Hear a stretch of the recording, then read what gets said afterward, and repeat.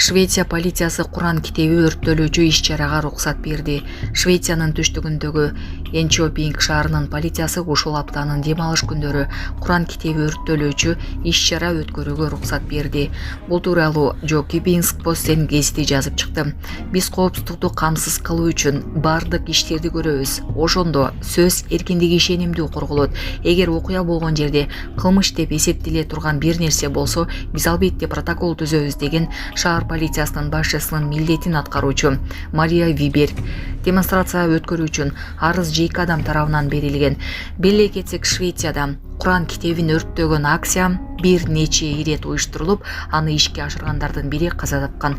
Ал теги ирактык Момика болгон. 2023-жылы жайында Стокгольмдун 4 жеринде мусулмандардын ыйык китебинин өрттөлүшү боюнча прокуратурага карата улуттук белгидеги кастыкты козуткан деген айып таккан.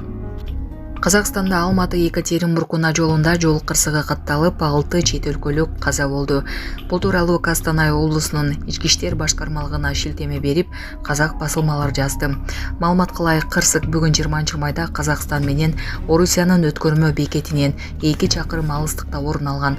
Анда жүргүнчү ташыган автобус менен жүк ташуучу унаа кагылышып кеткен. Автобустун ичинде 10 чет өлкөлүк жаран болгон. Адам өлүмүнө алып келген транспорт каражаттарын башкаруу эрежелерин бузуу беренеси боюнча кылмыш иши козголуп, окуя болгон жерде тергөө иштери жүрүп жатат. Учурда каза болгон чет өлкөлүк жарандардын улуту жана өздүгү такталууда. Соц тармакта тамеки чегип түкүрүнгөн милиция кызматкеринин видеосу тарады. Социалдык тармактардын колдонуучулары коомдук жайларда тамеки чегип түкүргөн милиция кызматкерлерине айып пул салууну талап кылышууда. Индонезияда жанартоо атылып, күлү көккө жетип жатат. Индонезиянын чыгышында Леливуппи Лаки-Лаки жанартоосу атылып баштаганын CNBC Индонезия жазды. Түтүн тоодон 5 чакырым же деңиз деңгээлинен 7000 метрге жакын бийиктикке жеткен. Калкка жана туристтерге вулканга 6-7 чакырым радиуста жакындабай, сабырдуулукту сактоо сунушталып жатат. Табигый кырсыктар кооптуу аймактарда жайгашкан калктуу конуштардын тургундарына нөшөрлөгөн жаан-чачында лава ташкындары болушу мүмкүн экендиги эскертилди. Ассаламу алейкум, урматтуу кыргыз элим. Мен Кубанычбек кызы Кымбат. Көптөн бери сиздерден жардам сурап кайрылган себеби жол кырсыгына катталып 2 жыл мурун уулум Мухаммад башынан удар алып баса албай калган. Азыркы учурда башында аппараты менен баламдын басып кетүүсүнө жардамыңыздарды аябаңыздар. Баланын бир жери ооруса, эненин жүрөгү ооруйт экен. 5-10 сом болсо да жардамыңыздарды аябаңыздар. Биз үчүн өтө чоң жардам. Тун катарында балам ойноп күлүп басып кетүүсүн каалаймын. Баламдын басып кетүүсүнө себепкер болуңуздар.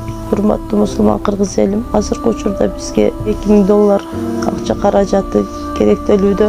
Балам азыр башында аппараты менен жатат, баса албай. Жардамыңыздарды аябаңыздар. Аллах таалам сиздерден разы болсун.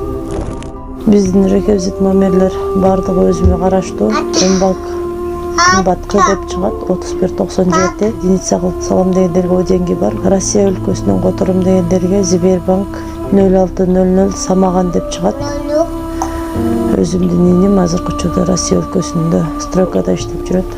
Баарыңыздардан Аллах таалам разы болсун. Адамдарга рахмат. Арашан койго өлкөнүн тоосун жапкан активисттер койдун ээсин жазалоо керек. Социалдык тармактарда тараган видеодо Арашан породасындагы койдун үстүнө Кыргыз Республикасынын мамлекеттик туусу жабылганы көрүнүп турат. Бул кадрлар коомчулукта катуу сынга кабылды. Көпчүлүк интернет колдонуучулар жана жарандык активисттер мындай иш-аракетти мамлекеттик символго болгон сый-урматсыздыкты катары баалап, койдун ээси жоопкерчиликке тартылышы керек деп билдиришти. Мамлекеттик туунун мындай колдонулушу мыйзам бузуу, адепке туура келбеген көрүнүш. Бул ар бир жаран сыйлоого тийиш болгон мамлекеттик символ деп белгилешти активисттер. Жарандар жол тыгынынан жүдөп жатырса, жол оңдоочулар көңүл көтөрүп жүрүшөт. Бишкек шаардык кеңештин депутаты Булут Ибрагимов Бишкек-Токмок жолу реконструкцияланып жаткан участоктон тартылган видеону социалдык тармактарга жарыялады. Анда жумушчулар өздөрүнө жүктөлгөн милдеттерди аткаруунун ордуна көнүгүүлөрдү жасап, объектти эс алып жатканы көрүнөт. Депутат бул көрүнүштү сынга алып, көзөмөлдүн жоктугу курулуш иштеринин сапатына таасир этиши мүмкүн экенин белгиледи. Екатеринбургда кыргызстандык аялды өз кызы үйүнөн кууп жиберген. Екатеринбург шаарында Кыргызстандын жараны көчөдө калган окуя тууралуу маалымат социалдык тармактарда тарады. Маалыматка таянсак, Баткен облустунун тургунун өз кызы үйүнөн кууп чыгып, ал көчөдө калган. Бул тууралуу Екатеринбургдагы кыргыз жамаатынын социалдык тармактарында топторунда жазылган. Окуя боюнча кабар алган дагы бир кыргызстандык студент кыз аялга жардам берүүгө даяр экенин билдирген. Анын айтымында, эгер аялдын туугандары табылса жана документтери кайтарылып берилсе, ал өз эсебинен аялдын мекенине кайтып келишине жардам берет. Аял документтери азыр полиция экенин айтты. Эгерде кимдир бирөө ага документтерин кайтарып берүүгө жардам берсе, мен жол акысын төлөп берем. Машина менен Баткен облусуна жетип алуусу үчүн жардам берем, деген студент кыз. Булак Сокол Медиа.